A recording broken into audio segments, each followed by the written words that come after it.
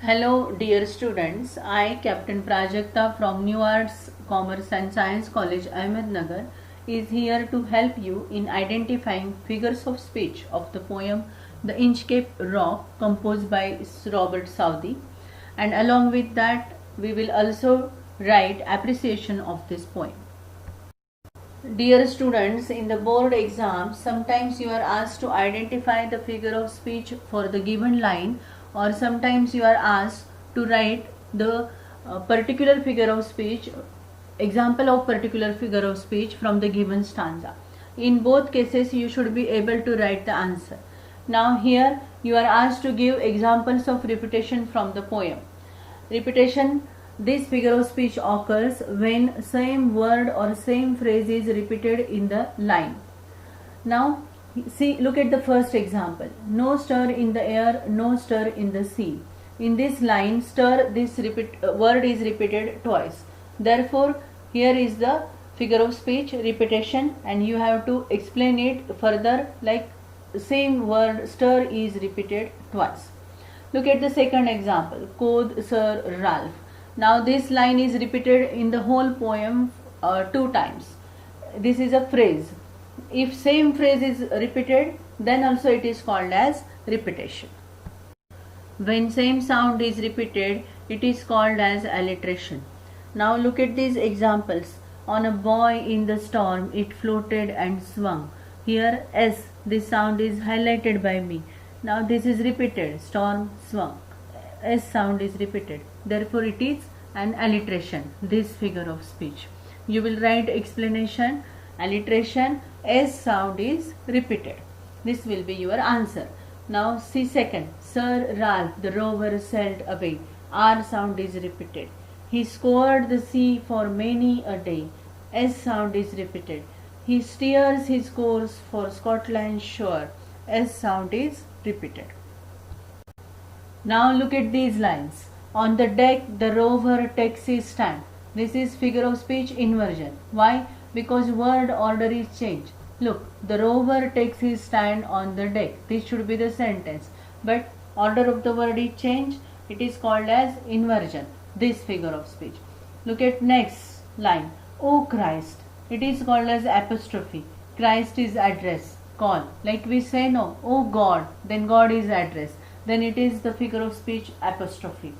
Next, the devil below was ringing his knell. Here, devil is compared with death.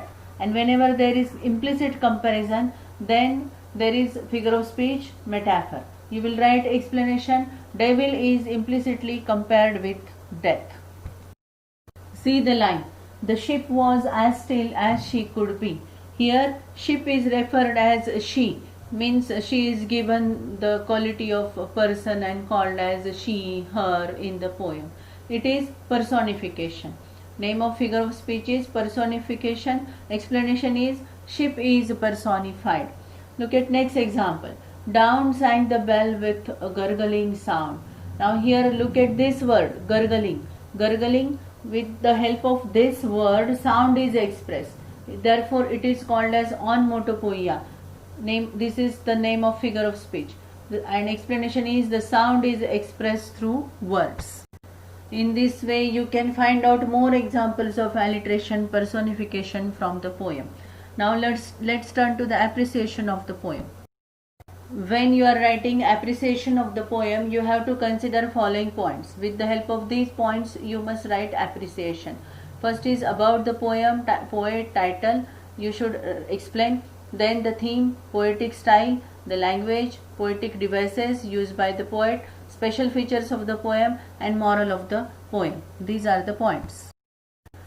Here is the appreciation of the poem. I will read it.